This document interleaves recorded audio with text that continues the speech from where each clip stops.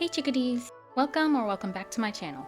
Even though it was a bit of a slow reading month, today I'll be going over the books I read in September. Let's get started with... Oh? What's this? Whoa.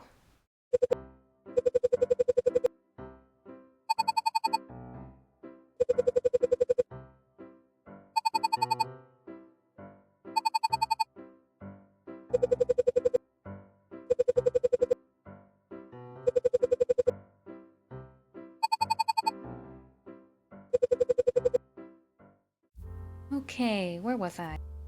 Oh yeah, books. Bury Your Gaze by Chuck Tingle is about jaded screenwriter Misha and his determination to work against the producer's orders to kill the two gay main leads in the season finale of the hit show Travelers. However, he soon discovers that going against corporate greed isn't the only monster he must overcome in the psychological body horror. Now, I'm a fan of horror movies and books, so it takes a bit to rattle me, but some of the scenes described in this book still linger in my mind.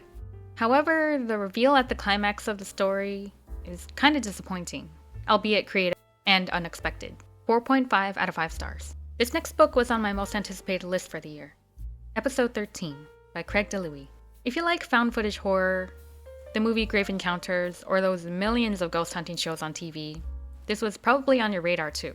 It's essentially just that. A ghost hunting crew investigating a haunted paranormal research foundation, which in this story is an abandoned mansion once used for disturbing experiments that tried to tap into the paranormal.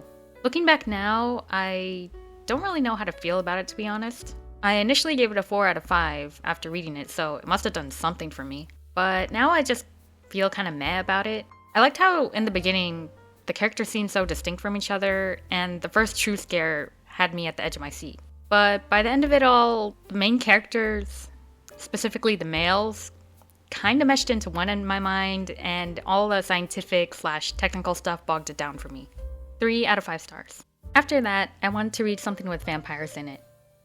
So I picked up the classic Carmilla by Sheridan Le Fanu.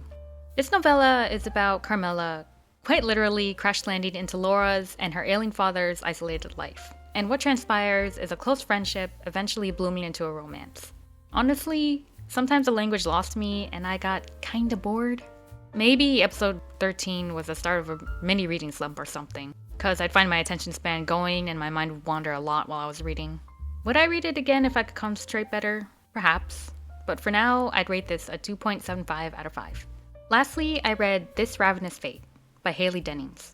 After reading and being thoroughly disappointed by A Tempest of Tea and Carmilla, I was still in the mood for vampire books, and when I read the summary of this book, I was excited to dive into this one. It's about two ex-best friends, Elise Saint, who is the daughter and heir of the Saint estate, which works in selling weapons that kill vampires, aka Reapers, and Layla Quinn, a Reaper uncovering the string of murders that frame her as the catalyst for shattering the collusion between the Saints and the Reapers. I like how we get a balance of the glitz and glam of jazz clubs and parties taking place on the surface, and the dark underbelly of the gains and dealings. However, I do have a few critiques. Sometimes I would be confused at first when time would flash forward a couple of weeks, because something big would happen at the end of a chapter and then all of a sudden in the next chapter, they would all be okay and then explain how crazy the last few weeks went. The ending also felt a bit rushed.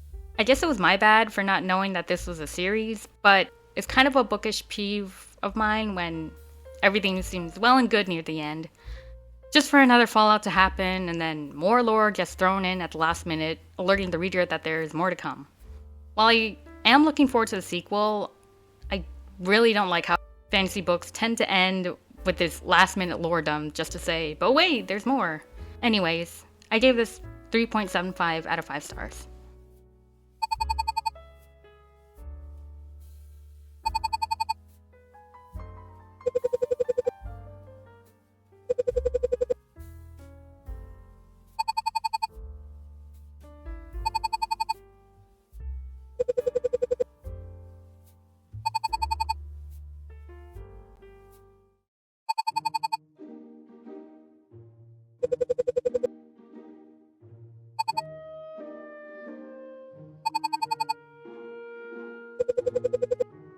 Well, that was quite the adventure. Thank you so much for watching. Remember to like, subscribe, ring the bell, all that jazz, and I'll see you when I see you. Take care, Chickadees.